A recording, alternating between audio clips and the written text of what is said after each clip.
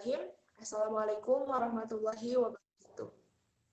Waalaikumsalam warahmatullahi wabarakatuh. Waalaikumsalam warahmatullahi wabarakatuh. Waalaikumsalam warahmatullahi Selamat siang wabarakatuh. semuanya. Peserta pembekalan skill basic berorganisasi sesi pertama. Selamat datang. Alhamdulillahirrabbilalamin wa bihi nasta'in wa ala umuri dunya waddin wa salatu wa salamu ala asrofil anbiya'i wal mursalin wa ala alihi wa sahbihi ajma'in. Amma ba'du. Perkenalkan, nama saya Fira Islaminur Awaliyah dari Program Studi Sains Informasi Geografi Angkatan 2018, diberikan kesempatan untuk menjadi MC pada acara PSBB sesi pertama. Nah, untuk mengefektifkan itu, mari kita buka acara PSBB kali ini dengan ucapan salam bersama-sama. Bismillahirrahmanirrahim. Sebagai pendahuluan, acara PSBB Pembekalan Skill Basic Berorganisasi merupakan program kerja baru dari Biro Penelitian dan Pengembangan Departemen Pengembangan Sumber Daya Organisasi. PSBB juga dicanangkan menjadi kegiatan tahunan yang dilaksanakan pada awal kepengurusan sebagai upaya pembangunan dan peningkatan kualitas pengurus BEM HMG FI PSUP periode 2020-2021. Sesuai dengan namanya, kegiatan PSBB dimaksudkan untuk memberikan pembekalan dan wawasan berorganisasi sehingga mewujudkan pengurus yang berintegritas dan berdedikasi tinggi. Konten acara PSBB akan terus diperbaharui menyesuaikan dengan kebutuhan dan kondisi BEM HMG FI PSUP periode 2020-2021. Susunan acara pada hari ini, yang pertama pembukaan, kemudian pematerian, sesi tanya jawab, dan penutupan. Nah, acara selanjutnya akan dilanjutkan dengan sambutan dari Bapak Hendro Murtianto selaku dosen kemahasiswaan. Kepadanya saya persilakan. Selamat siang, Assalamualaikum warahmatullahi wabarakatuh. Waalaikumsalam Waalaikumsalam warahmatullahi wabarakatuh. Sebelumnya saya harap semua mahasiswa dalam kondisi sehat selalu, jaga protokol kesehatan, jangan lupa cuci tangan, dan tetap selalu memikirkan kesehatan di atas segala-galanya termasuk kegiatan organisasi kalian. Yang kedua, terima kasih kepada pemateri 1 dan materi 2 yang telah meluangkan waktunya untuk bisa ikut membina kegiatan organisasi kemahasiswaan di lingkup Departemen Pendidikan Geografi yang dalam pertemuan kali ini PSBB Pembekalan Skill Basic Berorganisasi. Kepada Saudara Abdul Halim ya dan Pak Riki Ridwana, terima kasih, Departemen sangat mengapresiasinya. Yang ketiga, untuk mahasiswa semuanya, tolong materi-materi yang disampaikan oleh pemateri 1 dan 2 itu diserap karena kita tidak bisa ketemuan langsung. Mudah-mudahan dalam keterbatasan yang ada secara virtual ini kalian tetap bisa mengembangkan jiwa talenta berorganisasi kalian dengan seoptimal dan semaksimal mungkin. Yang selanjutnya, yang ketiga, kami dari Departemen Pendidikan Geografi dengan ini mempersilahkan kalian berkreasi di dalam masa pandemi ini tanpa terhalang oleh jarak dan waktu tetap semangat dalam menjalankan organisasi ini sampai tahun depan. Selanjutnya, Departemen Pendidikan Geografi sangat memaklumi kegiatan kemahasiswaan yang dilakukan secara virtual dan ikut serta mewujudkan kebijakan pemerintah dan universitas untuk melakukan setiap kegiatan dilakukan secara virtual. Jadi kegiatan organisasi mahasiswa tolong ditekankan untuk diusahakan selalu untuk kegiatan virtual dan meminimalisasi kegiatan pertemuan di lapangan atau pertemuan langsung. Dan yang terakhir, saya selaku dosen pembimbing kemahasiswaan dari Departemen Pendidikan Geografi, dengan ini mengucapkan selamat melakukan pembekalan skill basic organisasi dan dengan ini kegiatan dibuka. Terima kasih, selamat siang. Assalamualaikum warahmatullahi wabarakatuh. Wabarakatuh. Warahmatullahi wabarakatuh. Waalaikumsalam warahmatullahi wabarakatuh. Terima kasih kepada Bapak Hendro Martianto selaku dosen kemahasiswaan yang telah memberikan sambutannya. Kemudian sambutan kedua akan diberikan oleh Ketua BEM HMG EPIPSU periode 2020-2021 kepada Saudara Akbar Wijaya. Saya persilakan. Ya, terima kasih atas kesempatannya. Bismillahirrahmanirrahim. Selamat siang semua. Assalamualaikum warahmatullahi wabarakatuh. Untuk sambutan kali ini, karena waktunya mungkin tidak terlalu panjang, agar tidak terlalu memakan waktu, saya akan secara singkat saja mengenai kegiatan PSBB ini. Kegiatan PSBB ini merupakan kegiatan yang mungkin baru ya di BEM sebagai program kerja, dan memang sangat dibutuhkan karena terkhusus di awal kepengurusan biasanya kita jarang sekali diberikan pemahaman awal mengenai organisasi, mengenai basic skill yang akan digunakan saat kita berorganisasi. Mungkin sering ada pencerdasan, salah satunya pencerdasan konstitusi. Nah, tapi itu masih belum cukup untuk kita sebagai anggota organisasi bisa lebih paham mengenai apa-apa saja yang sebenarnya akan kita lakukan, apa yang dibutuhkan dalam berorganisasi. Harapannya dari hasil PSBB ini menjadikan pengurus BEM lebih sadar mengenai tugasnya dan apa yang harus dilakukan selama berorganisasi. Jadi tidak hampa kegiatan dalam berorganisasi. Jangan hanya kita menjadi seorang event organizer gitu, cuma melakukan kegiatan tanpa tahu sebenarnya manfaatnya apa, sebenarnya untuk apa kegiatannya dilakukan. Jadi berorganisasi dimaknai dengan penuh makna yang memang bermanfaat untuk kita dan untuk orang lain. Mungkin seperti itu sambutan dari saya. Silahkan disimak baik-baik pemateri dari Kang Abdul Halim untuk yang pertama, yang kedua nanti dari Pak Riki. Semoga bisa diresapi materinya, bisa diamalkan nanti selama berorganisasi. Assalamualaikum warahmatullahi wabarakatuh.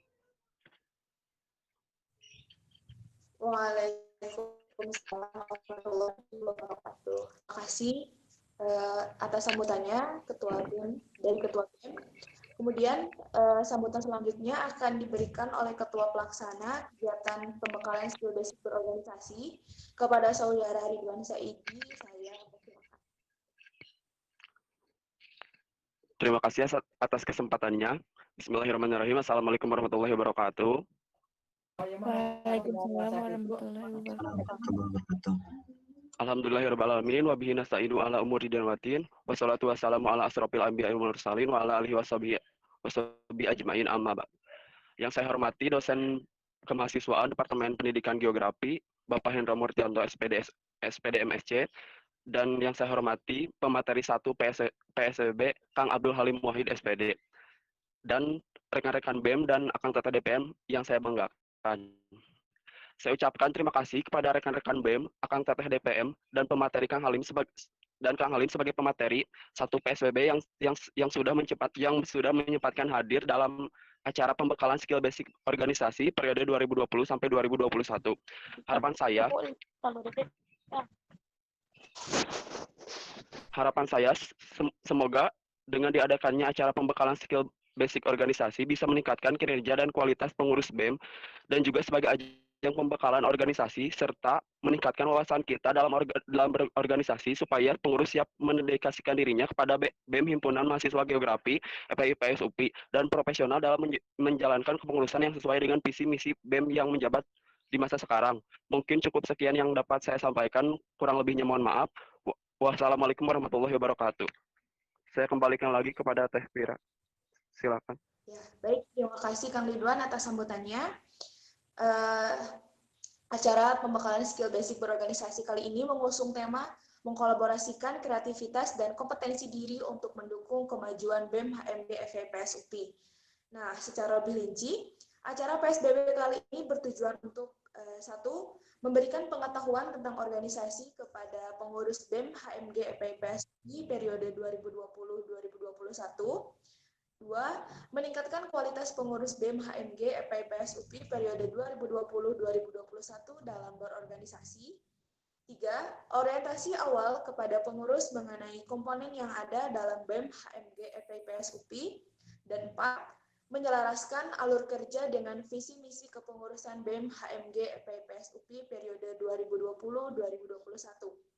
Saya menghimbau kepada peserta agar nanti pada saat sesi tanya jawab aktif dalam menyuarakan pendapat dan sangat dipersilakan apabila ada pertanyaan.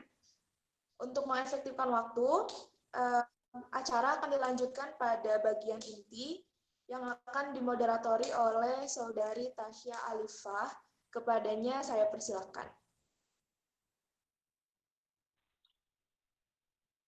Bismillahirrahmanirrahim. Assalamualaikum warahmatullahi wabarakatuh. Perkenalkan, nama saya Tasya Alifah Kansa dari jurusan Pendidikan Geografi Angkatan 2018 yang akan memoderatori acara PSBB sesi 1 pada siang hari ini. Untuk pematerian sesi pertama, yakni berjudul Membangun Kultur Inovatif dalam Organisasi, yang akan disampaikan oleh Kang Abdul Halim Muwahid. Pertama-tama izinkan dulu saya membacakan CV beliau. Beliau merupakan alumni dari SMA 2 Kota Sukabumi dan telah menempuh pendidikan S1 pada jurusan Pendidikan Geografi FPIPS UPI Angkatan 2015. Riwayat organisasi yang telah beliau ikuti yakni anggota MSDM LDK UKDM UPI pada tahun 2016-2017, anggota PSDO BEM HMP Geografi tahun 2016-2017, Wakil Ketua PPLG tahun 2016-2017, Ketua BEM HMP Geografi tahun 2017-2018, Ketua Kominfo Ilmahagi tahun 2017 hingga tahun 2018, kemudian anggota Komisi Humas KPU Rema UPI 2017 hingga 2018, Ketua Komisi DPM HMG 2018 hingga 2019, dan yang terakhir anggota Dewan Pengawas Mokaku UPI 2019. Nah, untuk mengefektifkan waktu, langsung saja saya persilahkan kepada Kang Halim untuk menyampaikan materinya. Padanya saya persilahkan. Cek, bismillahirrahmanirrahim. Assalamualaikum warahmatullahi wabarakatuh. Waalaikumsalam. Sebelumnya yang terhormat kepada pembina ya, berarti Ketua BEM, pembina BEM, Bapak Hendro Kartiko, SPD MSC yang telah menyampaikan sambutannya tadi di awal. Yang saya banggakan Ketua BEM, Ketua Departemen, dan Ketua Pelaksana PSBB yang memang saat ini hadir, dan insya Allah semoga kegiatan kita hari ini menjadi berkah dan bisa menambah ilmu buat kita semua, terutama buat saya sendiri. Alhamdulillahirrahmanirrahim. Puji syukur kepanjatan kepada hadirat Allah Subhanahu wa Ta'ala, dan selawat serta salam semoga selalu tercurah limpah kepada Nabi besar Muhammad Sallallahu Alaihi Wasallam. Sebelumnya sudah diperkenalkan, nama saya Abdul Halim Wahid.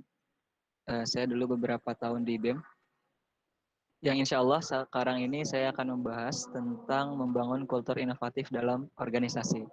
Tapi suaranya kedengaran jelas? Jelas nggak? Jelas ya? Jelas, Kang. Jelas banget, Kang. Jelas, Kang. Mantap. Ih, kayaknya kelihatan ada yang belum mandi di sini ya. Oke. Soalnya kelihatan di sini muka-muka yang belum mandi. Oke. Sebelumnya saya minta maaf dulu. Tadi memang karena saya masih ada kegiatan di tempat lain, jadi tadi kesininya agak telat gitu ya masuknya. Oke, kita mulai. Udah siap ya? Bismillah. Yang pertama, membangun kultur inovatif dalam organisasi. Boleh di next? Apa semua saya? Di next.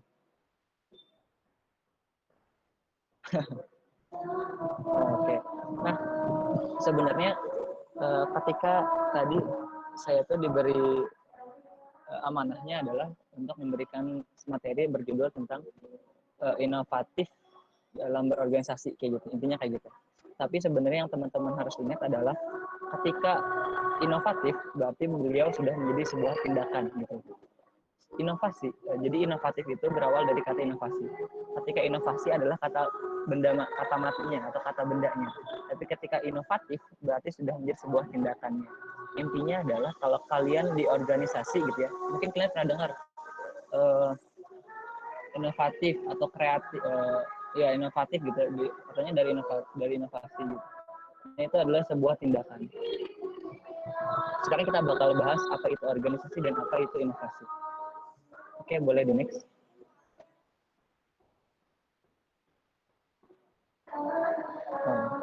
Oke, nah coba kalian baca bareng-bareng. Inovasi itu butuh keberanian. Hanya orang atau organisasi pemberani yang siap untuk berinovasi. Dan hanya organisasi inovatif yang selalu menjadi rujukan bagi organisasi lainnya. Nah, ini adalah sebuah kata-kata yang memang dalam setiap organisasi, inovasi itu sebuah kepastian. Dan dari sebuah inovasi membutuhkan organisasi yang pemberani. Gitu. Intinya kayak gitu. Jadi karena kalian sekarang sudah masuk di dalam lingkaran organisasi gitu ya, mau nggak mau, siap nggak siap, kalian harus berani gitu. Karena dulu waktu saya masih di organisasi di BEM gitu ya, saya dulu pernah sampai dipukul orang ketika rapat karena memang waktu lagi chaos gitu, lagi rusuh, akhirnya ada sebuah tindak kekerasan gitu. Tapi itu menjadi sebuah hal dinamika yang memang pasti harus ada di organisasi. Oke, next.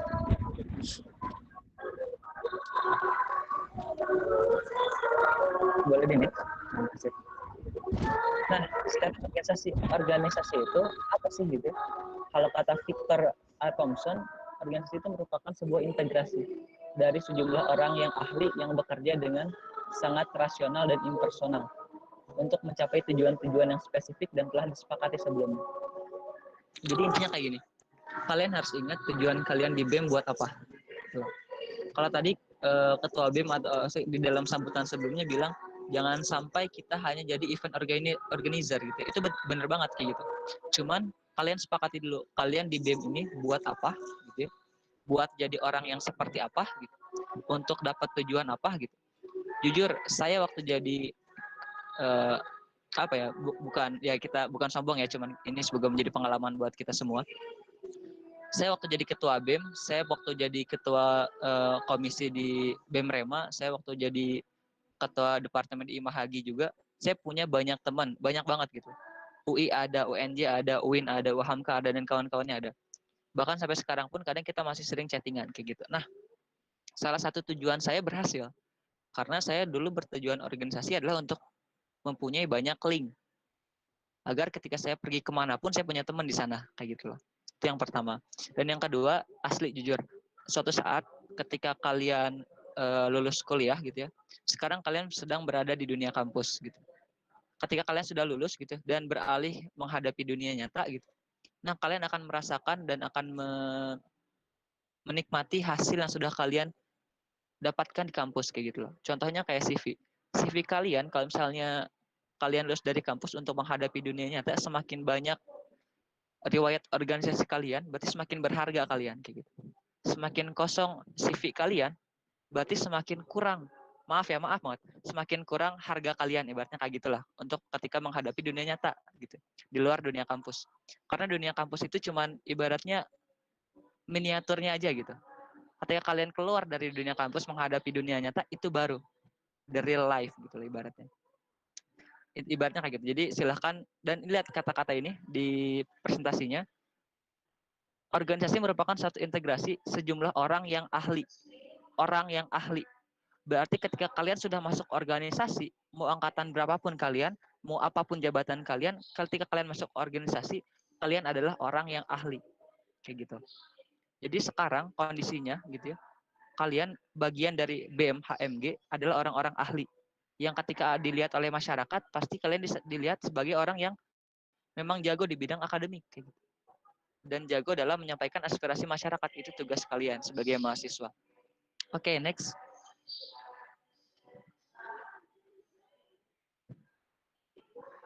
Nah, sekarang tadi sedikit kita bahas tentang organisasi gitu ya. Sekarang kita bahas tentang inovasi. Oke, next. Nah, jadi gini guys. Tipe inovasi. Jadi tadi inovasi udah dibilang gitu ya. Intinya inovasi adalah sebuah keterbaruan gitu. Nah, tipe-tipe inovasi itu ada 3 gitu ya. Yang pertama ada inovasi produk, yang kedua ada inovasi proses, dan yang ketiga ada inovasi strategi. Nah, PSDO, ini acara PSBB ini merupakan suatu inovasi produk kayak gitu. Karena apa? Karena ketika kita dalam kondisi pandemi seperti ini yang tidak bisa membuat kerumunan banyak orang, kita harus mencari produk baru gitu ya. Mencari produk baru untuk diberikan kepada masyarakat agar manfaat dari BEM ini tetap terlaksana kayak gitu. Jadi intinya BEM HMG ada atau enggaknya, berguna apa enggaknya, itu dilihat dari manfaatnya. Ketika BEM HMG tidak ada manfaatnya, berarti hilanglah BEM HMG.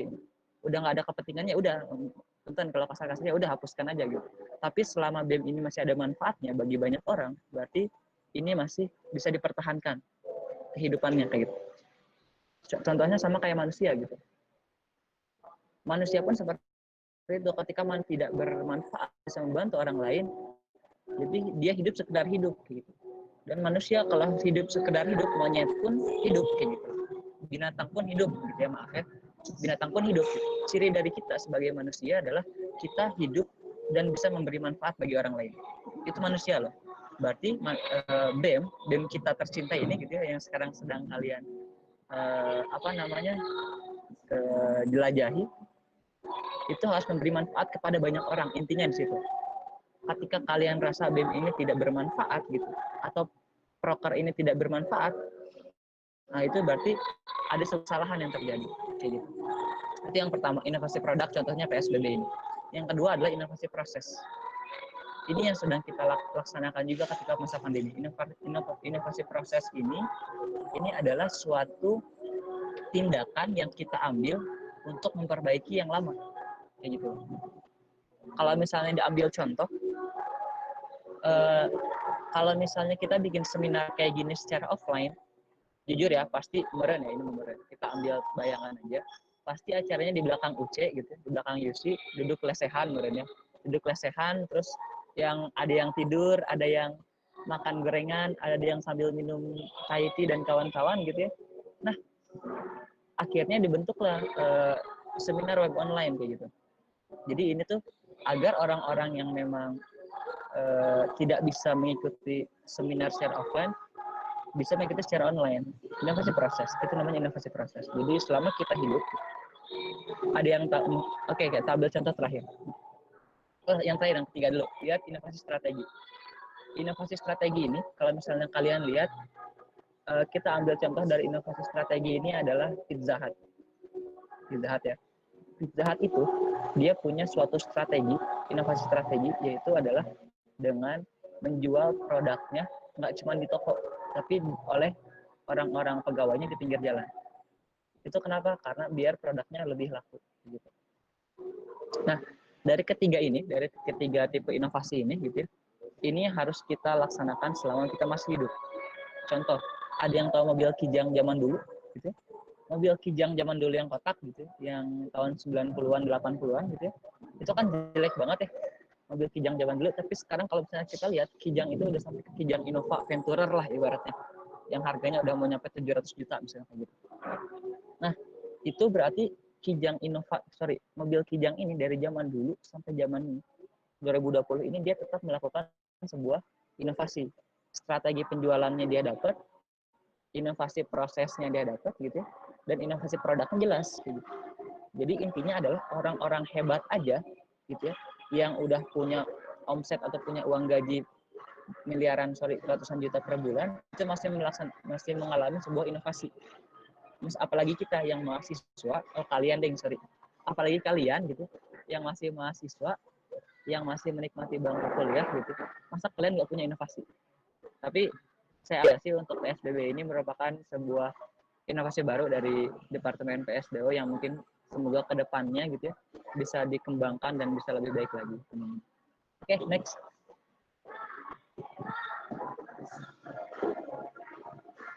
Nah, coba kalian baca. Organisasi terlihat hebat, terlihat tak berat. Jadi ketika kalian sudah masuk dalam sebuah organisasi, kalian itu pasti terlihat hebat di mata orang lain. Saya juga sekarang lihat kalian hebat banget gitu. Oh, keren banget kalian anak departemen, ketua BEM gitu, aktivis dan kawan-kawan kalian para aktivis gitu. Kalian akan terlihat hebat di mata orang-orang di luar BEM gitu. Tapi nggak hebatnya itu kalian yang tahu gitu. Lemah kuatnya kalian tuh kalian yang tahu. Tapi intinya kalian di mata orang lain pasti terlihat hebat. Gitu. Dan yang kedua, kalian tuh terlihat oleh orang lain tak berat melakukan sesuatu. Contoh demo misalnya ya, ini contoh ya, aksi atau melakukan sebuah program kerja kayak gitu, atau melaksanakan praktikum, kalian pasti terlihat nggak berat melaksanakan itu di mata orang lain. Ih, keren BEM HMG bisa melaksanakan misalnya praktikum ke Bali kayak gitu. Di mata orang nggak berat, tapi buat kita yang melaksanakan mungkin berat. Berat di mana? Berat di ongkos gitu ya, berat di kegiatan fisik dan kawan-kawan. Tapi intinya adalah organisasi itu kalian harus terlihat hebat dan harus terlihat tak berat melakukan apapun selama di organisasi. Itu kata kuncinya kalau kalian mau sukses berorganisasi. Oke, next.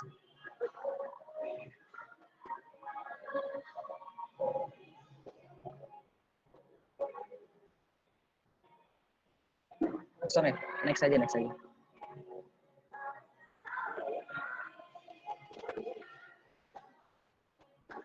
Next lagi. Nah, kelihatan? Ini adalah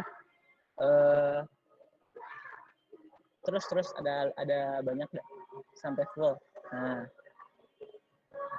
2 lagi. Sip. Nah, jadi ketika kalian di organisasi, kalian baca, silakan baca gitu. Pasti agak dimiringkan kepalanya gitu ya. Nah, dimiringkan kepalanya ya. Silakan baca. Nah, yang pertama adalah ketika kalian masuk organisasi gitu ya, kalian harus mengenal diri kalian dan organisasi kalian. Jadi kalian nggak boleh asal masuk organisasi. Ketika kalian punya potensi bulu tangkis, tapi kalian masuk klub basket, itu nggak cocok. Gitu. Potensi kalian nggak timbul. Gitu. Jadi intinya adalah ketika kalian mau masuk organisasi gitu ya, silakan kenali diri kalian dan organisasi kalian siapa. Tapi kalau kalian sudah masuk BEM gitu ya, pasti kalian sudah mengenal diri dan organisasi kalian. Berarti yang kedua adalah kalian harus mengetahui tujuan dan harapan kalian. Gitu loh. Kalian masuk BEM, tujuannya apa dan harapannya apa? Misalnya ketua BEM, dia pasti udah punya tujuan tertentu dan punya harapan tertentu untuk di BEM. Gitu loh. Jadi nggak mungkin. Jadi kalau misalnya kalian sekarang masuk BEM nggak punya tujuan dan nggak punya harapan, coba kalian pikir lagi, apakah kalian benar-benar mau masuk BEM? Jadi karena kalian sekarang, kalau misalnya salah satu tujuan kalian adalah memberi manfaat kepada orang lain, pasti BEM HMG ini bakal maju, bakal sukses dan bakal berkembang. Karena bakal timbul proker-proker yang memang bermanfaat bagi masyarakat gitu. Terus yang ketiga itu adalah menginspirasi gitu ya, dan lewat kontribusi dan karya gitu loh. Jadi kalau misalnya kalian udah punya tujuan dan harapan yang baik, punten ya, ini ada contoh. Akan kasih contoh. Maaf banget ini dong kalau ada yang tersinggung. Cuman ini emang contoh nyata dan contoh real yang memang akan rasakan. contohnya sih dari setiap organisasi ada. Jadi contohnya adalah pasti ada beberapa orang yang masuk BEM atau masuk organisasi itu cuma untuk cari cewek atau cari cowok. Pernah ada yang kayak gitu? Nah, jadi memang keluhan setiap ketua BEM atau bahkan waktu itu saya sempat diskusi sama Presiden Rema gitu ya.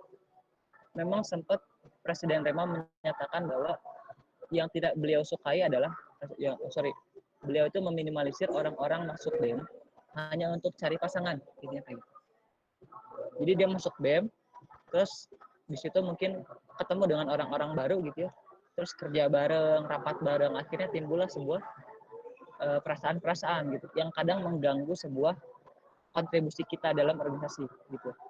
Jadi itu menjadi sebuah tirani besar buat kalian para aktivis gitu. Jangan sampai tergoda dengan yang hal seperti itu. Kalau misalnya kalian memang ternyata punya pasangan gitu, jangan sampai mengganggu kontribusi kalian dan kinerja kalian di organisasi. Kayak gitu loh. Jadi usahakan ketika kalian aktivis, sebagailah aktivis kayak gitu. Kalau misalnya kalian sebagai mahasiswa gitu ya, sebagai diri kalian sendiri ya silahkan gitu. Jangan sampai mengganggu organisasi. Terus yang keempat adalah memahami tantangan dan hambatan. Ketika kalian masuk di BEM, pasti banyak banget tantangan dan hambatannya. Tantangannya apa? Kalian bakal bersaing dengan organisasi lain. Tantangannya apa? Tantangannya salah satunya bakal sering banget keluar kelas. Misalnya kalau offline ya, kalau online ya kita nggak tahu. Tantangannya kalian bakal dikenal banyak orang. Itu sebuah tantangan. Hambatannya apa? Hambatannya ada males, capek, keluar banyak uang gitu ya. Harus melaksanakan program kerja gitu ya. Tapi ya gitulah, nanti kita bahas di akhir. Dan yang terakhir adalah memprediksi. Ini memprediksi itu biasanya timbul ketika di akhir masa jabatan kalian. Kalau misalnya kalian tidak tahu materi ini. Jadi memprediksi dampak, efek, atau risiko. Ini risiko yang terakhir ya, kepotong. Jadi kira-kira ketika kalian masuk BEM, dampaknya ke kalian apa? Gitu.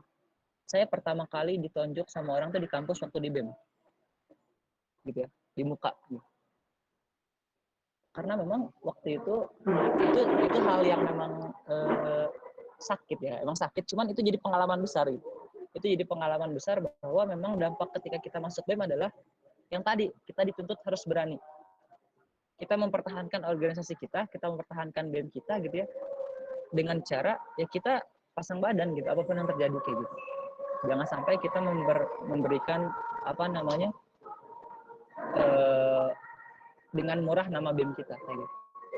Jadi silakan kalian tentukan, pikirkan dampak, efek, atau risiko yang kalian bakal alami selama di BEM. Kalau capek, keluar banyak uang, atau miskin gitu ya, capek, miskin, kurus, turun berat badan, itu pastilah.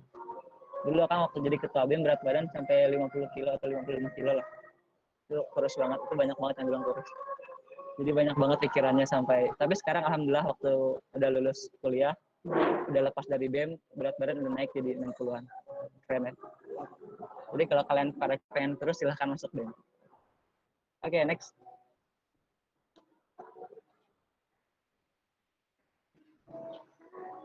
Nah, kalau misalnya ini masih dari bahasa organization for organizing gitu ya. Jadi ini lebih kepada kalian sebenarnya masuk organisasi untuk bisa mengorganisir, ibaratnya kayak gitu. Jadi kalau misalnya kalian masuk organisasi tapi nggak bisa apa-apa, berarti masuk organisasi kalian percuma. Gitu. Oke, kita ambil contoh satu organizing. Next. Nah, organizing itu yang pertama, ketika dalam organisasi yang pertama adalah ada perencanaan. Yang kedua adalah pengelolaan. Yang ketiga harus apapun yang terjadi harus sistematis, nggak boleh acak-acakan. Gitu ya. Yang keempat harus ada kegiatan yang terkonsep, kegiatan dulu. Habis kegiatan beres, ini di pelaksanaannya harus terkonsep, gitu ya. Jadi kegiatan itu setiap kegiatan 1, kegiatan 2, kegiatan 3 itu harus terkonsep kayak gitu loh. Jadi jangan sampai di BEM itu bikin proker, udah bikin proker asal-asalan. Tapi harus terkonsep. Kalau maaf ya, kalau zaman Akang dulu itu proker awal tuh kaderisasi dan diakhiri dengan biosak. Itu ada maksudnya. Maksudnya adalah kita PPLG itu mengenali mahasiswa baru gitu ya, dikenalkan dengan lingkungan baru gitu ya, dan ketika akhirnya dengan Geosak gitu ya waktu itu. Karena kenapa terakhir Geosak selain karena waktu ya, karena Geosak itu untuk kita merekrut mahasiswa baru lagi masuk geografi, ngerti nggak? Gitu ya, ngerti ya. Jadi cara promosi kita selain kalau misalnya di daerah-daerah ada road to school gitu ya, tapi cara geografi UPI sebenarnya, jadi Geosak itu salah satu sebuah event yang memang bisa menarik banyak banget minat siswa untuk masuk geografi UPI gitu. Jadi itulah kenapa program itu diawali dengan PPLG, dengan kaderisasi dan diakhiri dengan Geosak waktu itu. Tapi itu sebenarnya terkonsep, cuman kadang memang banyak kita yang nggak tahu kayak gitu. Dan yang terakhir adalah kolektif. Kolektif itu setiap proker atau setiap kegiatan itu harus terdata. Contohnya kayak gini. Kita ambil contoh salah satu orang hebat, misalnya saya punya teman namanya tidak usah disebutkan gitu ya. Beliau sekarang lagi S2 di Rusia, seumuran dengan saya gitu ya, seumuran dengan Akang. Sekarang bedanya adalah Akang cuma bisa ngajar di SMA dan di bimbel gitu ya, tapi beliau sekarang sedang S2 di Rusia. Beda banget ya. Karena apa? Ternyata beliau itu setiap pagi dia tulis kegiatan seharian apa aja yang bakal dia lakuin. Gitu ya.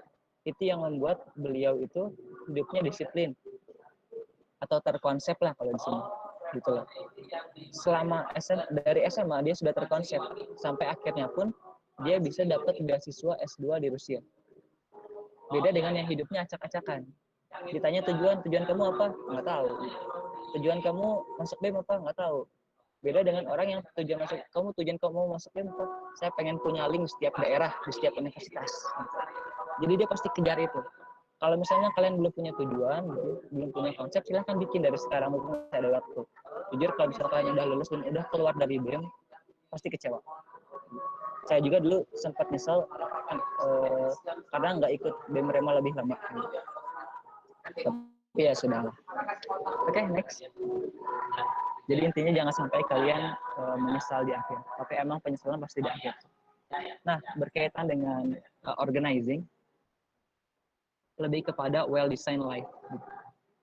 Jadi sebelum kalian mencoba memperbaiki atau mencoba mengembangkan BEM, silakan kalian kembangkan diri kalian sendiri dulu. Gitu. Kalian bisa berkembang apa enggak? Jadi well-designed life ini kesadaran mendesain hidup Anda sendiri atau membiarkan orang lain mendesain hidup Anda. Kalau dalam pepatah atau quotes itu adalah kalian mau mewarnai orang atau diwarnai orang. Dan orang yang mewarnai adalah orang yang punya tujuan dan punya konsep dalam hidupnya. Atau minimal desain hidupnya tuh sudah tergambar gitu. Kalau misalnya hidup kalian masih polos, belum punya desain, itu sama aja kalian bakal terwarnai oleh orang.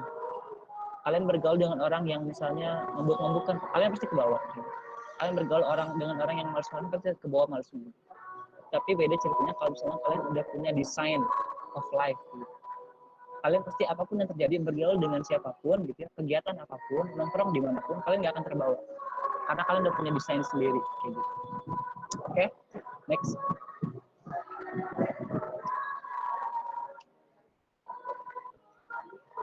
Nah, ini kata John C. Maxwell, cuman saya lupa di buku apa gitu ya.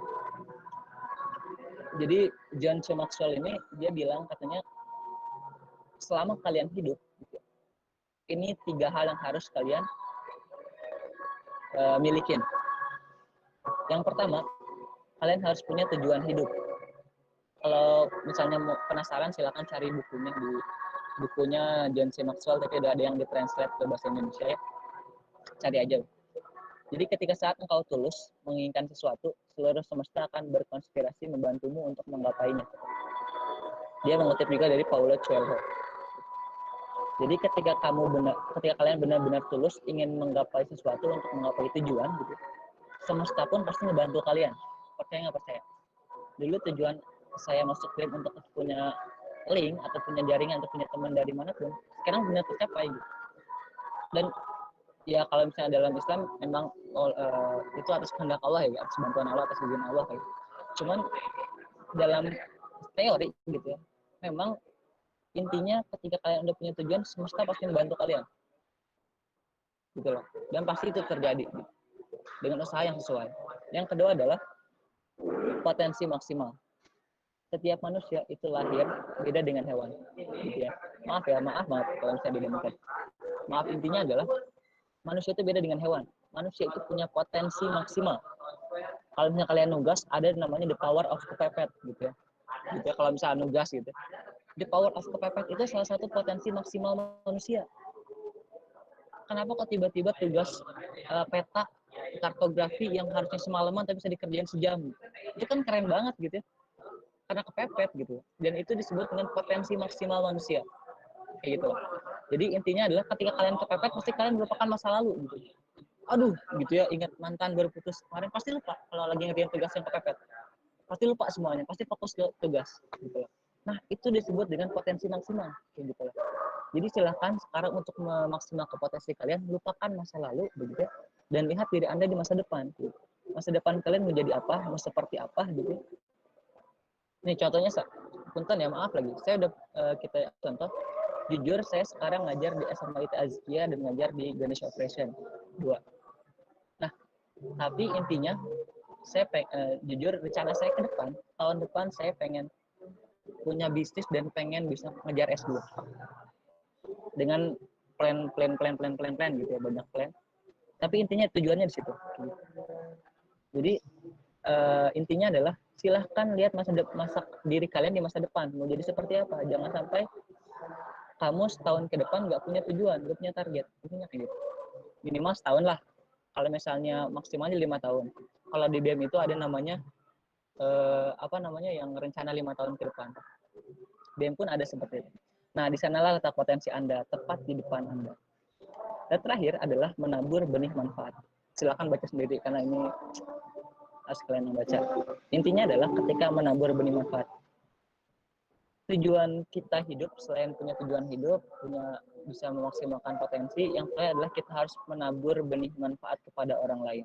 Ya, jangan cuma hidup sekedar hidup. Intinya kayak gitu. Itu ciri khas dari manusia. Kalian ada manfaatnya nggak sih semua orang? Jangan sampai ketika orang lihat kalian tuh ingatnya, ih si ini emang ngeselin atau apa dan lain-lain. Intinya kalian harus punya manfaat. Insya Allah kalau kalian punya manfaat ke orang lain, kalian bakal jadi orang yang disukai dan bakal banyak banget teman kalian. Oke, next.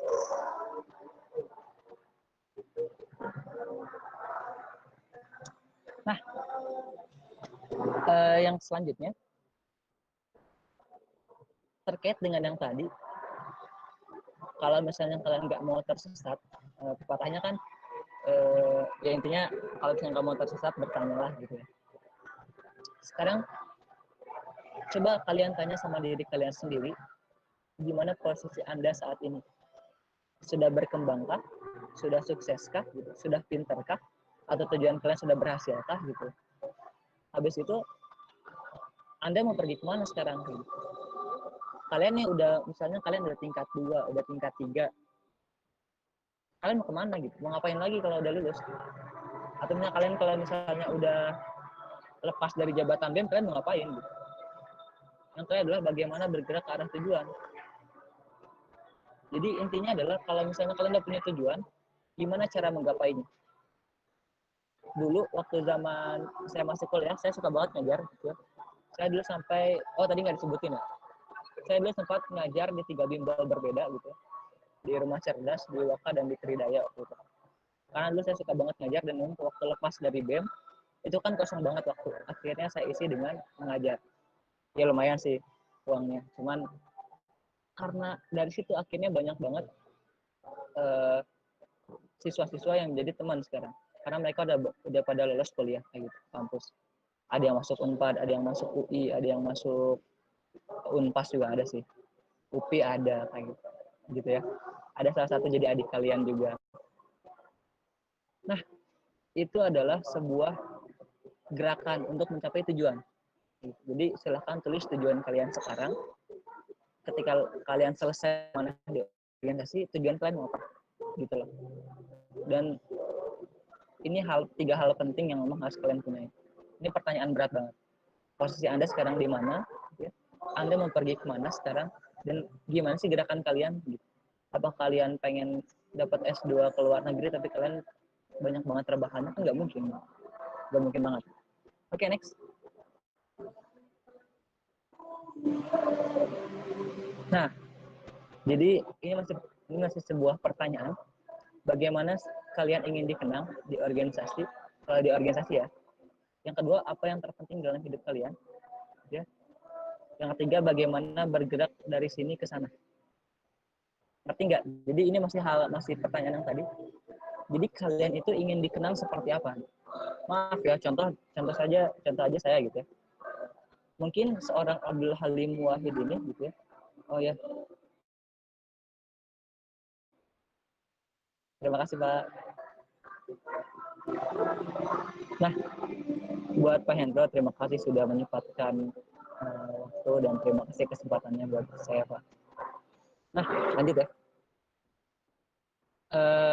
Yang pertama, bagaimana kalian ingin dikenal? Mungkin seorang Abdul Halim Wahid ini ada beberapa orang di BEM HMG yang mengenang saya itu dengan kebaikannya, ada. Yang kedua, pasti ada juga orang yang di BEM HMG yang mengenang seorang Abdul Halim ini dengan keburukannya, ada, pasti ada. Gitu. Mungkin orang-orang yang mengenang karena keburukannya mungkin melihat saya waktu saya lagi berbuat keburukan. Gitu. Akhirnya dia mengenang saya karena hal itu. Sekarang tinggal kalian ingin dikenang seperti apa di organisasi? Baikkah, burukkah, pinterkah, cerdaskah, rajinkkah, aktiviskah, dan lain-lain. Itu silahkan. Banyak banget subjudul yang kalian bisa pilih. Yang selanjutnya adalah apa yang terpenting dalam hidup saya, hidup kalian, gitu. Ini pertanyaan buat kalian sebenarnya. Dan yang ketiga, bagaimana bergerak dari sini ke sana. Untuk mencapai tujuan, cara bergeraknya seperti apa. Oke, next.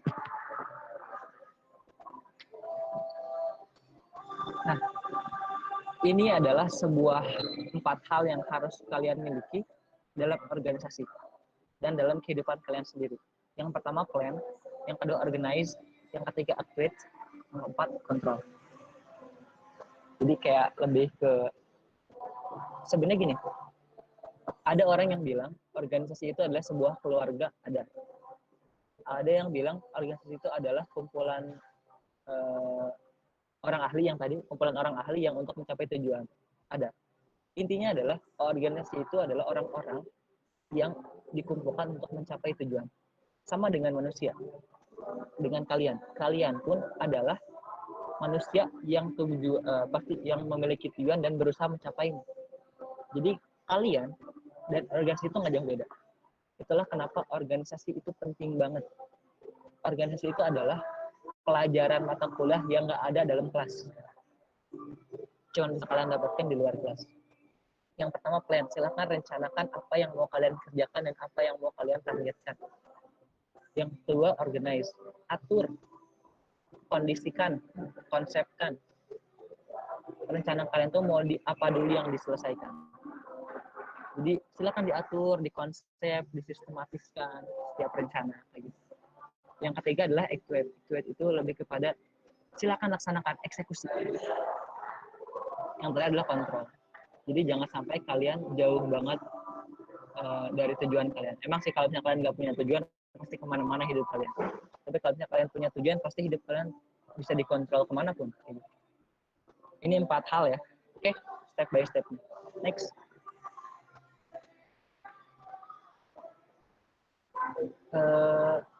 Moderator, saya sampai jam berapa? Ada moderatornya?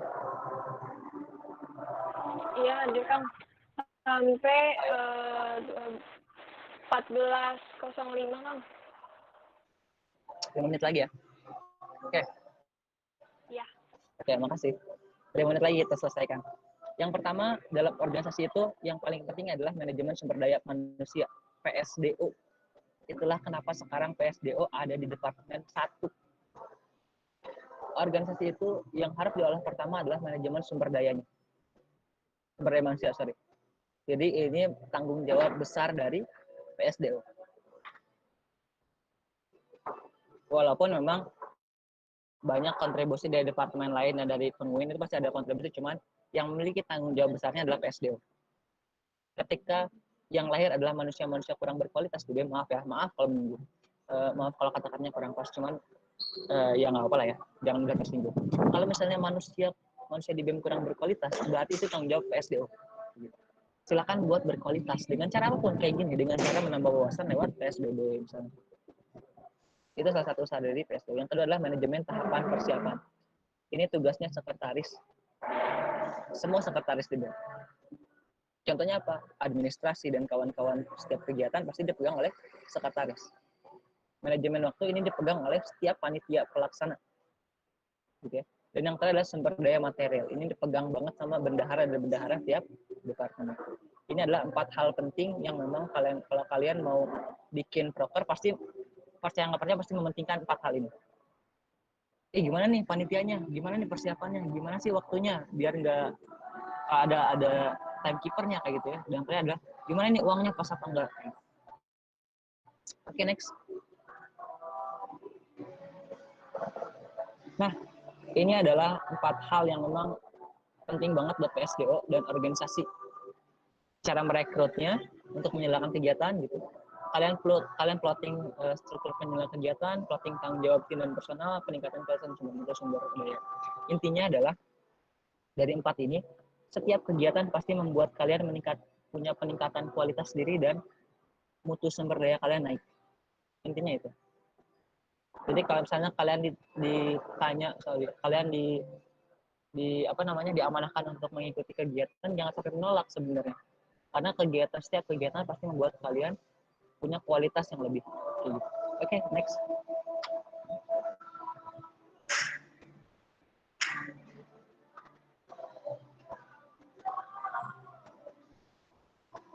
Boleh di next. Nah, ini cara manajemen waktu buat diri sendiri dan organisasi. Mengetahui rentang waktu pelaksanaan, urutkan berdasarkan skala prioritas. Nah, ini penting banget. Skala prioritas itu penting banget. Apa yang bakal kalian kerjakan lebih dulu, itu penting. Bukan dengan cara, kalau kalian punya 2 kegiatan dan 2 kegiatan yang bentrok, caranya bukan menghilangkan satu atau menghapuskan satu, bukan. Caranya adalah dengan mana dulu yang lebih penting, laksanakan.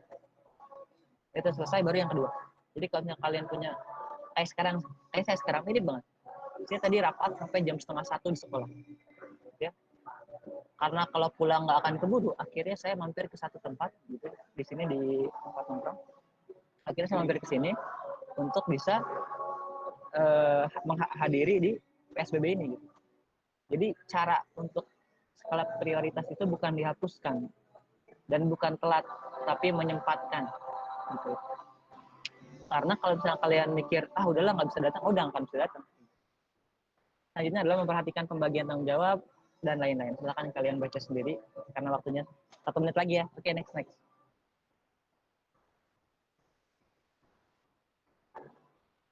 Oke, ini adalah 4 hal yang memang sumber daya material, keuangannya ini buat bendahara. Ini masukan buat bendahara. Kebutuhan pokok, pemasukan, pengelolaan keuangan, dan fundraising, media partner, dan sponsorship. Oke, next. Gampang ini mah. Insya Allah bendahara kalian adalah bendahara yang keren-keren banget lah.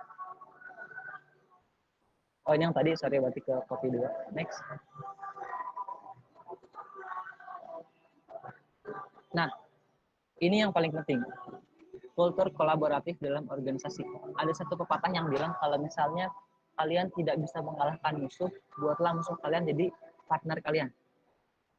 Gitu ya. Tapi ini bukan, kita ambil konsep teori ini untuk organisasi ya. Jadi kalau misalnya kalian punya 2 organisasi gitu, dan 2 organisasi ini adalah saling bersaing, ketika yang ini nggak bisa kalian kalahkan, jadikan dia ini sebagai partner kalian, jadi teman kalian, gitu loh. Jadi itulah kenapa organisasi harus banyak banget rekan kerjanya. Itu teorinya untuk kolaboratif dalam organisasi. Kalau misalnya kamu punya musuh di dalam organisasi gitu, ada teman yang kurang dekat di organisasi gitu, silakan kalian jadikan teman gitu. Karena ketika kalian tidak menjadikan teman, kalian nggak akan bisa maju gitu. Oke, next. Oke, terima kasih. Pas ya, 14:05. Ya, Baik, terima kasih Kang Halim atas pemateriannya. Selanjutnya kita buka sesi tanya-jawab. Untuk sesi tanya-jawab dibatasi sebanyak 3 pertanyaan. Kepada yang ingin bertanya, boleh nyalakan mikrofonnya.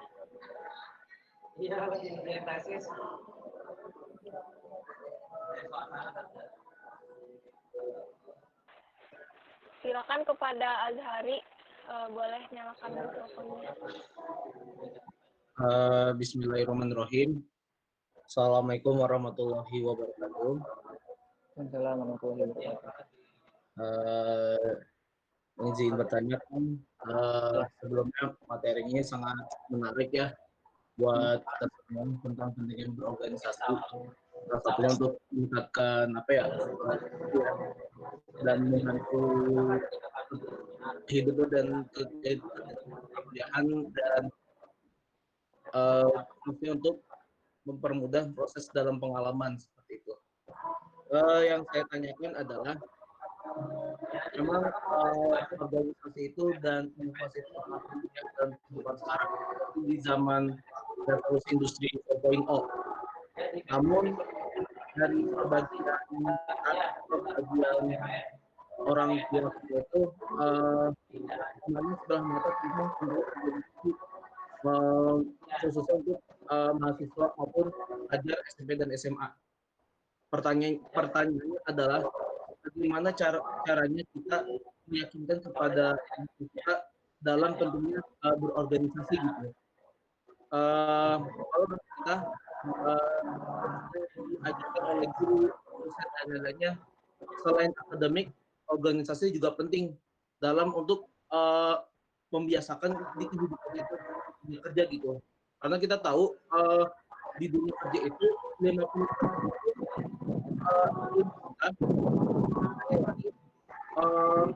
dari organisasi gitu. Jadi ketika di dunia kerja kita nggak sekedar ilmiah doang yang kita terapkan dari geografi, tapi ada hal yang penting misalkan manajemen organisasi, manajemen dokumen dan lain sebagainya. Dan itu semua diajarkan di organisasi. Kalau kita mengandalkan di kelas, dan nggak merasa lengkap. Apalagi dalam kehidupan organisasi yang aku sampaikan itu sebagai fungsi kebutuhan gitu, bukan sekedar main asal masuk seperti itu. Ya jadi itu aja sih pertanyaan dan pendapat dari saya, bagaimana cara meyakinkan pada kedua orang tua kita atau orang sekitar kita betapa pentingnya berorganisasi. Itu aja Kang, terima kasih. Wassalamualaikum warahmatullahi wabarakatuh. Waalaikumsalam warahmatullahi wabarakatuh. Langsung jawab dulu ya satu-satu. Gimana? Boleh moderator dijawab dulu?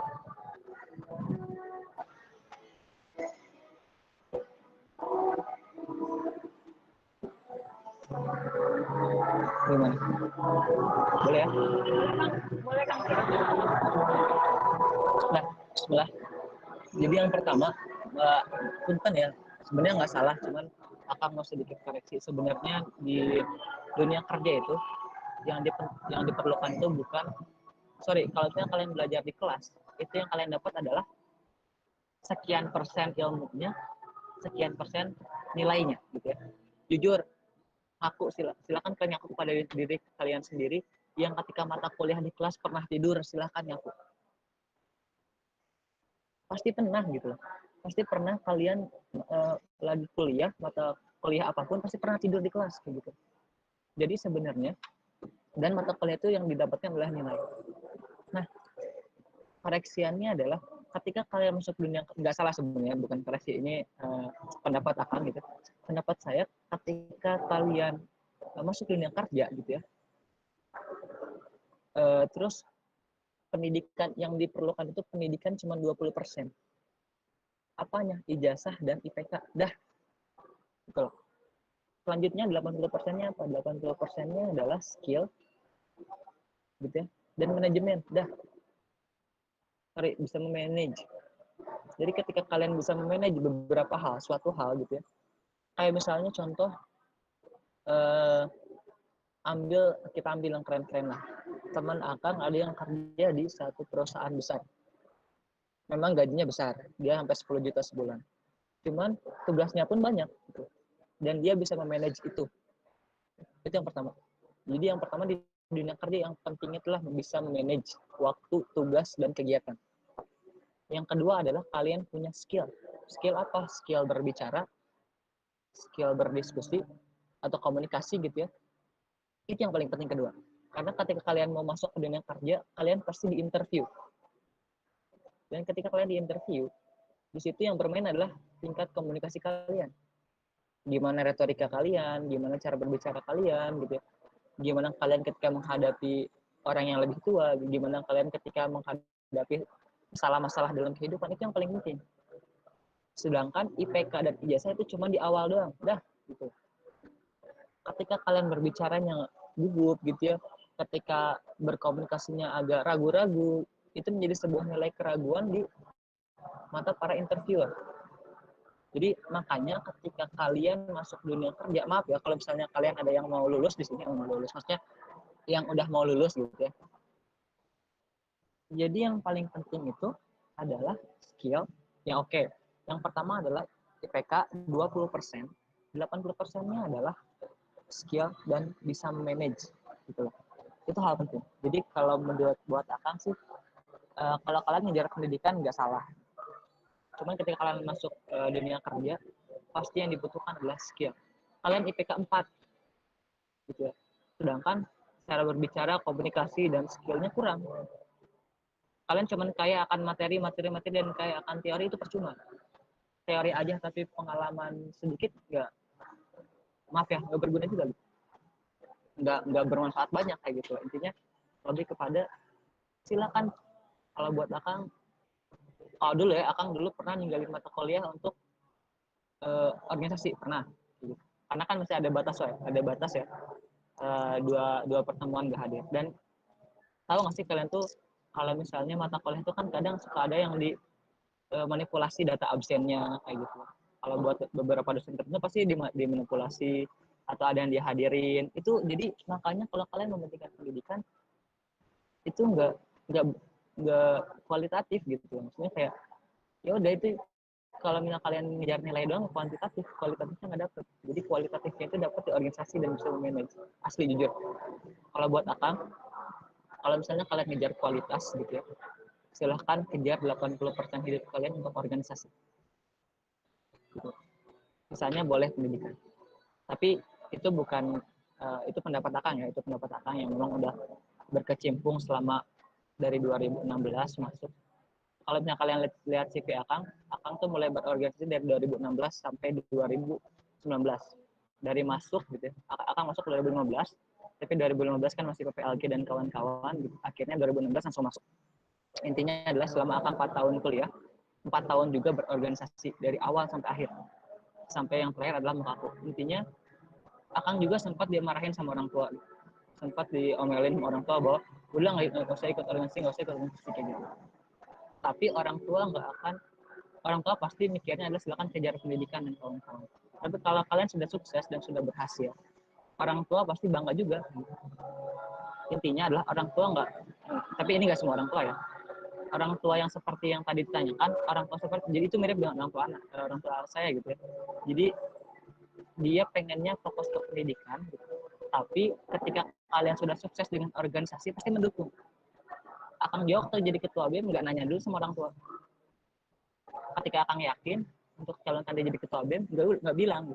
Tapi pas udah jadi ketua BEM terpilih, akhirnya bilang. Dan orang tua pun mendukung. Gitu. Bahkan orang tua pun bangga, oh ini anak saya jadi ketua BEM. Gitu. Jadi intinya adalah, ya bukan untuk menyarankan untuk nggak bilang, cuman intinya adalah ketika orang tua kalian melihat kalian sudah sukses di organisasi, pasti orang tua kalian bangga. Intinya kayak gitu. Oke, udah itu aja mungkin buat kalian. Gimana Azari, apakah sudah cukup jawabannya? Sangat puas teh, nuhun teh Kang atas jawaban. Cukup. Baik, terima kasih. Selanjutnya buat yang ingin bertanya, karena masih ada sisa 2 pertanyaan lagi. Untuk yang ingin bertanya boleh langsung nyalakan mikrofonnya.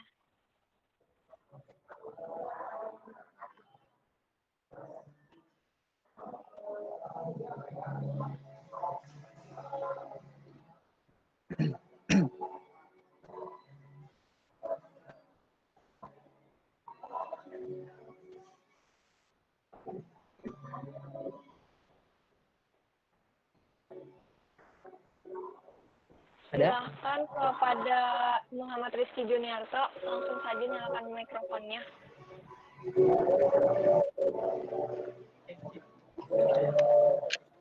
Cek. Terima kasih buat moderator atas waktunya. Assalamualaikum warahmatullahi wabarakatuh. Waalaikumsalam warahmatullahi wabarakatuh. Ya, sangat luar biasa tadi pemaparan materi dari Kang Halim. Izin bertanya, Kang.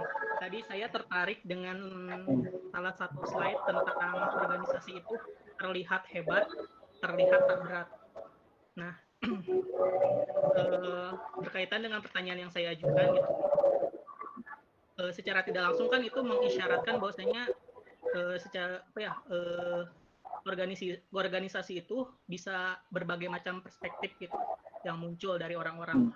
Nah, sedangkan kan definisi organisasi sendiri adalah orang-orang yang saling bekerja sama untuk mencapai suatu tujuan. Nah, pertanyaan saya adalah bagaimana cara mengkomunikasikan tujuan atau niat orang-orang tersebut dalam berorganisasi. Kemudian yang kedua, tadi juga saya tertarik sama statement secara tidak langsung gitu, di dalam organisasi sangat ditekankan akan kebermanfaatannya. Gitu. Nah, pertanyaan selanjutnya adalah bagaimana cara kita mempush diri kita gitu agar break the limit, melewati batas diri kita untuk bermanfaat. Sekian, Kak. Terima kasih. Oke. Langsung dijawab ya. Yang pertama adalah terlihat hebat dan terlihat tak berat. Katanya itu slide yang menarik.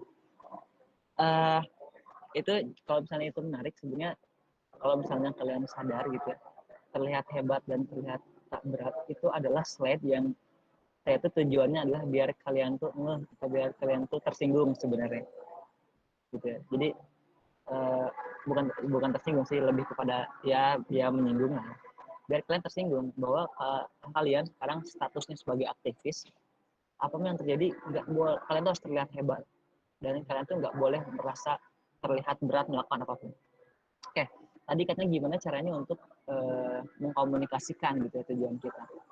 Memang benar banget ini. Ini akan setuju banget bahwa setiap kepala itu punya pemikiran yang berbeda. Gitu. Itu pasti setiap manusia. Jadi memang susah banget ketika kalian mau mengkomunikasikan satu tujuan yang bareng-bareng. Karena apa? Karena setiap manusia punya gaya yang berbeda dan punya pemikiran yang berbeda. Jadi maklum kalau misalnya tujuan organisasi itu nggak semua anggotanya tahu. Tapi intinya apa? Nggak mungkin dalam waktu 4 tahun orang itu masih nggak tahu tentang tujuan. Karena batu aja, sekeras batu aja ketika diteteskan air, selama 4 tahun pasti deklok. Deklok itu apa ya? Deklok itu kayak semacam ya gitulah ya, cekung. Jadi batu aja 4 tahun ketika diteteskan air itu pasti deklok. Nah sekarang manusia atau kalian sebagai aktivis gitu, ketika kalian dalam waktu 4 tahun pas di BEM terus, lama-kelamaan pasti tahu tujuan gitu. Kalau misalnya dia tetap nggak mau tahu tentang tujuan BEM, berarti dia salah satu orang yang tidak mau bermanfaat di BEM gitu loh. Jadi intinya, makanya tadi yang pertama, tugas PSDO adalah harus tahu tujuan setiap personal atau sumber daya manusia di BEM, tujuannya untuk apa masuk BEM. Pasti kan ada tanya jawab, ada wawancara lu ketika masuk BEM kan, pasti ada kayak gitu. Nah itu tujuannya di situ. Ketika ada orang yang pengen masuk BEM, ketika ditanya tujuannya adalah nggak tahu, berarti dia bukan orang yang memang siap untuk masuk BEM. Nanti tanya lagi pilihan kedua, siap berkembang dengan BEM atau enggak? Kalau misalnya dia siap berkembang dengan BEM, berarti dia akan sejalur dengan BEM. Dia akan setujuan dengan tujuan apapun tujuan BEM, kayak gitu. Beda dengan orang yang masuk BEM untuk untuk merusak BEM kayak gitu. Pasti dia masuk BEM untuk ya niat-niat yang kayak tadi lah, niat nyari pasangan aja dan kawan-kawan gitu. Intinya adalah cara mengkomunikasikannya adalah silahkan kalian diskusi. Karena kalian pernah dengar ya, kalian mesti tahu kata-kata dari Soekarno. Soekarno itu, saya lebih suka orang yang duduk minum kopi, merokok sambil minum kopi, dan membicarakan tentang negara, daripada orang yang kutu buku tapi memikirkan diri sendiri, kayak gitu. Jadi Soekarno aja pernah bilang bahwa dia lebih suka orang yang duduk, diskusi, ngobrol, ngopi, oke lah ngerokoknya nggak usah dimasukin misalnya, tapi memikirkan masalah negara atau memikirkan masalah organisasi gitu, daripada orang yang pinter, orang yang kutu buku gitu, orang yang full ngejar akademik tapi cuma mikirin diri sendiri. Karena akademik itu nggak mungkin bisa dibagi ke orang-orang nilainya. Misalnya ada yang IPK-nya 4, ada yang IPK-nya 2,9. Kan nggak mungkin bisa dikasih, itu nggak mungkin banget. Jadi intinya adalah silakan kalian diskusikan tujuan BEM itu, tujuan apapun gitu, tujuan apapun dalam setiap departemen gitu. Intinya adalah diskusikan, obrolkan gitu. Pasti 4 tahun pun nggak mungkin dia nggak tahu. Waktu bakal menjawab. Yang pertanyaan selanjutnya adalah katanya menebar manfaat. Gimana cara menebar manfaat? Intinya adalah silahkan kalian menebar manfaat sebagai diri kalian sendiri dulu. Gitu. Kalau diri kalian sendiri belum bermanfaat, gimana caranya kalian bisa bermanfaat atas nama BEM? Jadi kayak misalnya nih, contohnya yang ada di laptop saya, misalnya Tasya, Alivia gitu ya, Azhari, Charlie gitu ya, Zidan, Raisa, Zahra, Akbar. Kalian adalah orang-orang yang di setiap rumahnya, di setiap kampungnya adalah orang-orang yang memang terkenal karena baiknya atau terkenal karena rajinnya. Ketika kalian masuk BEM, pasti BEM pun akan ikut terbawa namanya sebagai organisasi yang memang kumpulan orang-orang hebat atau kumpulan orang-orang baik gitu. Jadi intinya adalah intinya ya untuk menebar manfaat, berbuatlah kebaikan. Jadi saya jadi ingat dulu waktu saya jadi ketua BEM, saya tuh punya sebuah salam namanya salam gerak harmoni ya. Salam gerak harmoni jawabannya adalah penuh semangat kebaikan. Jadi setiap rapat, setiap event, setiap apapun itu gitu ya, pasti saya menggemakkan sebuah salam geografi. Waktu itu salamnya adalah salam gerak harmoni. Jawabannya adalah penuh semangat kebaikan. Intinya adalah apapun yang saya dan organisasi BEM saya lakukan ini harus penuh dengan semangat kebaikan. Manfaatnya, ketika kalian sudah berbuat baik pasti ada manfaatnya gitu. Jadi itu adalah berbuatlah baik, kayak gitu sih kalau buat kamu. Cuman ya Allah alam.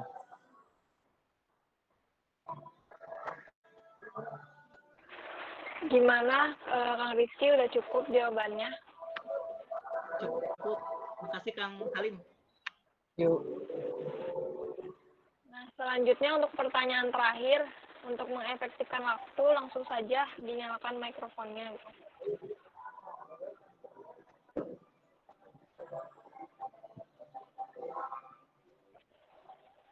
Boleh Teh Nadia, langsung aja Teh nyalain mikrofonnya. Oke, makasih Tasya. Sebelumnya, Assalamualaikum warahmatullahi wabarakatuh. Makasih buat Kang Halim yang udah ngasih pematerian yang luar biasa banget ya buat memotivasi kita ke depannya. Nah, kan di organisasi ini waktunya bukan cuma seminggu, 2 minggu, atau sebulan, 2 bulan, tapi bisa sampai 1 tahun kepengurusan yang hampir 1 tahun full kan. Dan itu tuh kita di awalnya pasti punya, masing-masing dari kita pasti punya tujuan gitu ya, dalam di BEM itu sendiri. Nah, di tengah jalan seperfeksionisnya seseorang pasti ada rasa di mana dia lelah untuk mengejar tujuan dia itu sendiri gitu. Nah, pertanyaan saya ini gimana caranya dari kita gitu sebagai pengurus yang ada di dalam BEM untuk meningkatkan kembali niat awal kita gitu dan mencapai tujuan yang dulu kita kejar gitu. Intinya ya biar teman-teman kita tuh nggak kehilangan semangatnya selama ada di organisasi itu sendiri kan. Saran dari Akang.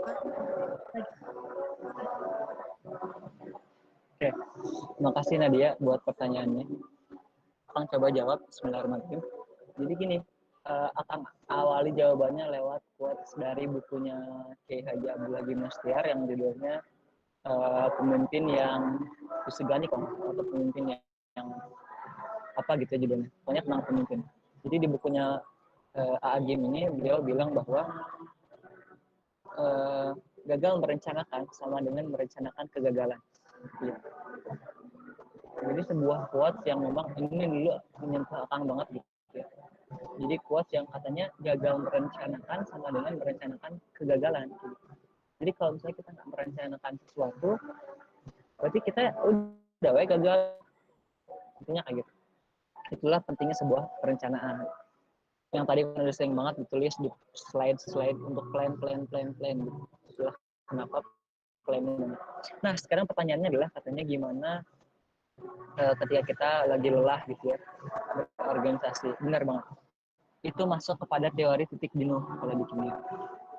Nah, memang setiap manusia itu punya titik jenuh dalam melakukan apapun, nggak cuma berorganisasi gitu. Kalian setiap manusia pasti ada titik jenuh, itu ciri khas manusia. Jujur, Akang udah 3 tahun ngajar dan sekarang sudah merasakan titik jenuhnya. Bosan ngajar, pengen bisnis. Setiap manusia pasti kayak gitu. Itu maklum dan hal yang bisa dimaklumi. Titik jenuh itu sebuah kepastian dan hal yang harus dimaklumi. Intinya apa? Kalau misalnya kalian sedang ada di posisi titik jenuh itu, sedang jenuh dengan hal apapun di organisasi, gitu. Ada quotes lagi. Beristirahat boleh, menyerah jangan. Beristirahat dipersilahkan, tapi kalau misalnya menyerah itu bukan pilihan. Kalau mau istirahat, sok istirahat dulu, silahkan. Tapi menyerah dan selesai, itu bukan pilihan. Kalau kalian punya tujuan, untuk misalnya tujuan kalian di BEM adalah untuk dapat link kayak Akang misalnya, untuk dapat link di setiap kampus di Jawa Barat lah. Ketika kalian belum mencapai itu, pasti kalian tetap semangat. Ketika di tengah-tengah jenuh, pasti. Tapi ingat quotes dari Akang, istirahat. Ketika kalian jenuh gitu ya, istirahat dipersilahkan, tapi menyerah dan selesai bukan pilihan. Jadi buat Nadia, kalau kamu lagi jenuh gitu, jenuh banget ya sama dia, atau jenuh banget lah sama proker gitu. Istirahat silahkan, istirahat dulu. Pasti jenuh gitu. Kalian juga kalau kuliah dari jam 7 pagi sampai jam 5 sore pasti jenuh kan gitu. Itulah kenapa di tengah-tengah pasti ada istirahat. Hidup juga kayak gitu. Pasti kalian capek, udah hidup berapa tahun kalian hidup gitu ya. Misalnya kalian capek 4 tahun, misalnya ambil organisasi aja. Misalnya kalian di organisasi udah 2 tahun, pasti capek banget, pasti ada jenuhnya. Ya istirahat silahkan gitu, tapi menyerah dan selesai itu bukan pilihan, kecuali selesaikan. Itulah kenapa intinya adalah jawaban dari Akang, silahkan istirahat dulu. Kalau misalnya kalian lagi jenuh, istirahatlah sebentar. Tapi bukan untuk menyerah gitu, bukan untuk selesai gitu. Istirahat sebentar terus lanjutkan lagi. Kalau misalnya kalian masih habis istirahat nggak semangat untuk melanjutkan, berarti ada yang salah dengan tujuan kalian. Gitu. Karena manusia itu kalau nggak punya tujuan emang kayak gitu, pasti nggak punya semangat untuk mengejar apapun. Contohnya adalah salah satu teman Akang, dia maaf ini contoh yang memang agak kasar, cuman ya ini contoh untuk kalian. Dia karena memang kurang punya tujuan hidup gitu ya. Akhirnya dia hidup kemanapun. Ketika dia bergaul dengan orang-orang yang suka nongkrong, yang suka dagang, dia pun terbawa dugem gitu. Selama di kampus. Nah, intinya adalah silahkan tujuan, ketika kalian udah punya tujuan, tulis tujuan itu. Ketika capek istirahat dulu, habis itu lanjutkan lagi kepada tujuan kalian. Jangan sampai kalian lari kemana-mana dan intinya yang tadi sih yang Aging bilang. Juga merencanakan sama dengan merencanakan kegagalan. Kalau kalian nggak punya rencana, nggak punya tujuan, kalian bakal kebawa kemana aja. Kalian akan terwarnai oleh siapa aja. Itu sih sebenarnya jawabannya. Allah alam, susahnya. Dah. Baik, terima kasih Kang Halim. Gimana Teh Nadia? Apa jawabannya sudah cukup? Iya buat Kang Halim sama Tasya juga. Membangun Oke, karena sesi tanya dijawab sudah habis ya. Selanjutnya dipersilahkan kepada Kang Halim untuk memberikan closing statement-nya.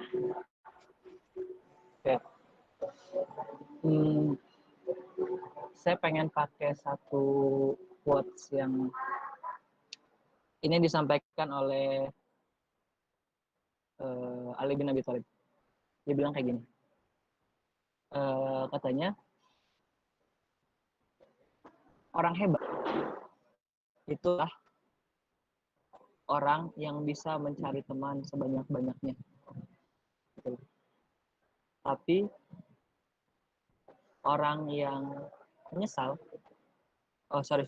orang hebat adalah orang yang bisa mencari teman sebanyak-banyaknya, dan orang yang menyesal adalah orang yang punya teman banyak dan membiarkan dia pergi. Ini adalah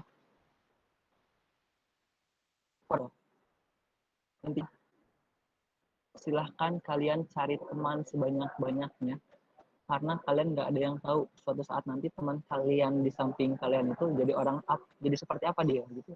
Mungkin nanti suatu saat ada yang jadi presiden kota, ada yang jadi apapun itu gitu, kita nggak ada yang tahu. Intinya adalah silahkan berteman sebanyak-banyaknya, karena kita nggak tahu masa depan seseorang. Mungkin suatu saat nanti di masa depan orang itu yang bakal bantu kita. Jadi sebuah manfaat dan sebuah kebaikan itu diawali dengan memperbanyak teman. Dan terakhir, closing statement dari Akang adalah terima kasih buat kalian, terima kasih buat kesempatannya, terima kasih buat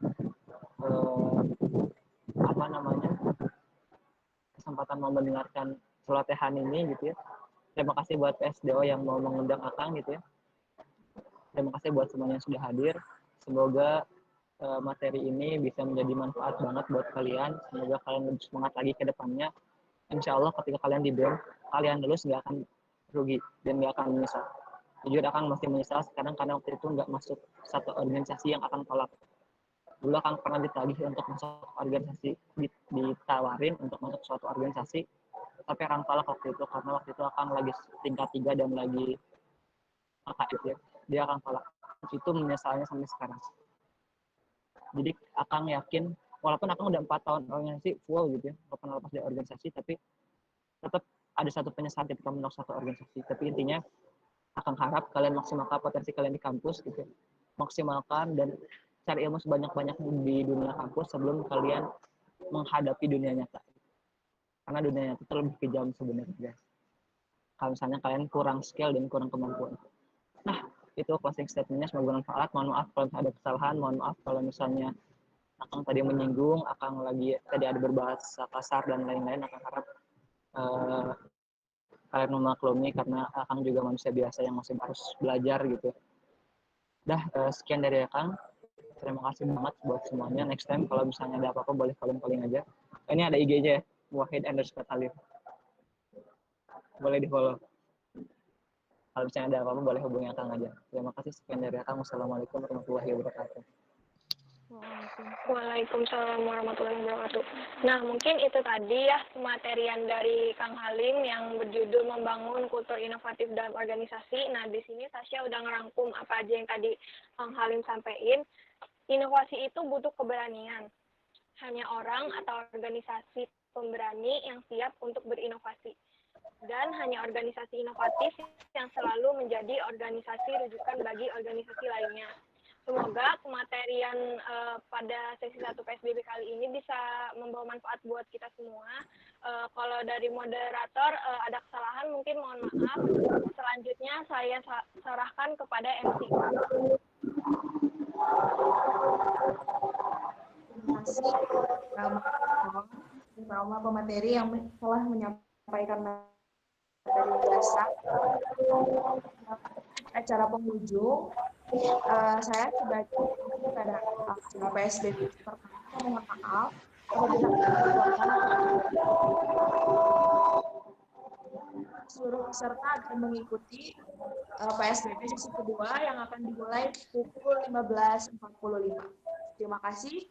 Wabillahi taufiq wal hidayah. Wassalamualaikum warahmatullahi wabarakatuh.